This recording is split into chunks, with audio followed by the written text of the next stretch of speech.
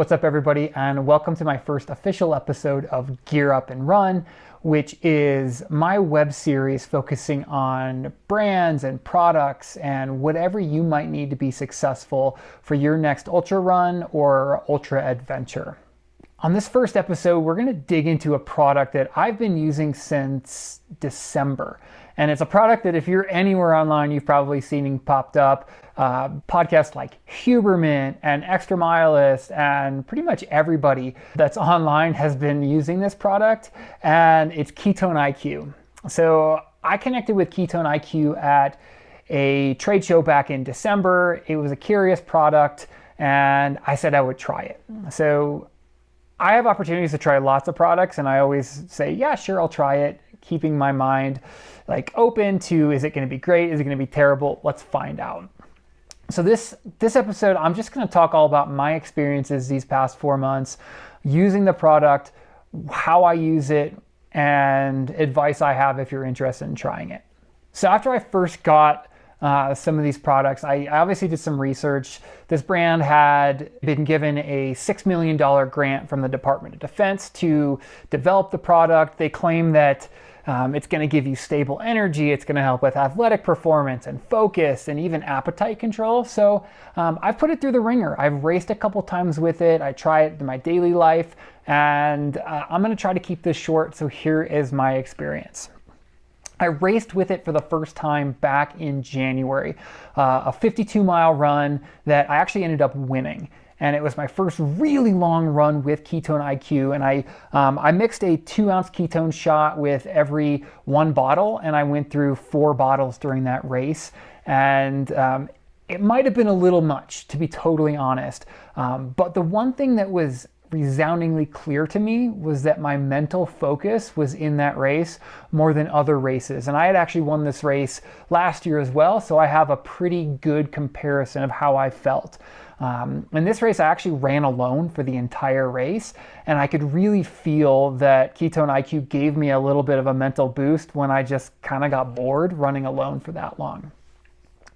Fast forward to my race back in the beginning of March. I ran a 48-hour race on a 2.3 mile loop. Here we go. 48 hours and the fun officially begins. And I actually did that race with almost no caffeine at all to try to see what would happen after 48 hours. Really what I found was I still did have mental clarity at the end of that race.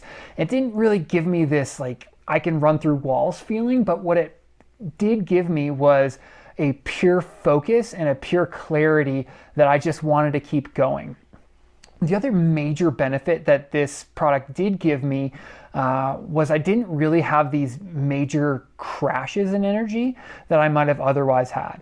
And so my strategy for the Jackpot Ultras, the 48, was I took these bigger bottles. This is 10 servings, and I put about half of this bottle in a gallon of pre-mixed gnarly nutrition.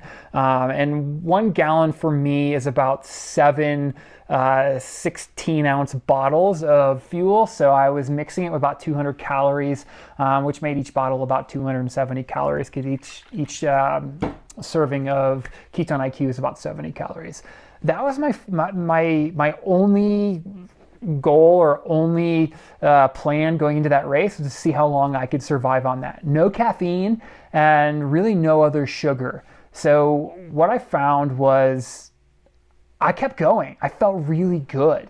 Even my wife mentioned at the end of that 48 hours, she said, you were really mentally clear after running for 48 hours. And I did take a couple of naps, and I probably had about, maybe an hour and a half of stoppage time during that, where I laid down and took naps. But I didn't have any caffeine until that second day, where I had a cup of coffee. And I really was able to stick with that strategy of really simple, easy to track calories.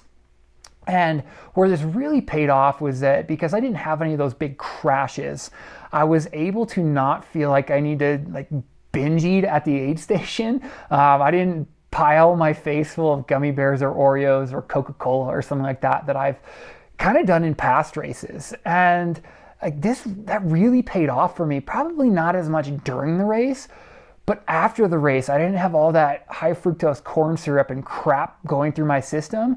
And I actually recovered faster than I ever had, which is amazing because this is the furthest I've ever run in my life.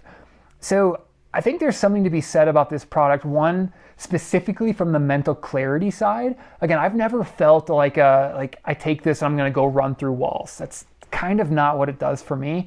What it does do is it allows me to focus on the task at hand, whether it's running, or I even use it on long work days. I do work full time, so if I'm going into back meetings, I might have a shot of Ketone-IQ with my coffee. I do love coffee. I'm not bagging on caffeine, but it really helps me get through those long meeting blocks. And it focuses me when I'm running, so I don't feel like I just want to slow down because I'm bored. So mental focus is the big thing, but I really think there's something to that recovery element where it allowed me to simplify my nutrition during a 48-hour race where I ran 184.7 miles, so that my recovery the next day and the day after that became a lot quicker. So I said I met this brand back in December. I've been working with it and I really, really like it. So much so that, full disclosure, they do now sponsor me as a runner. If you want to go and try this product, go over to their website. It's hvmn.com and use the code RUNWITHDAWN and you'll save 20% off your first order. The one bad thing that I'll just be totally honest with when it comes to Ketone-IQ that for me is totally worth it, it's not unique to this product in the nutrition world, is it tastes pretty bad. Something that you're just gonna have to get used to. I've gotten used to it.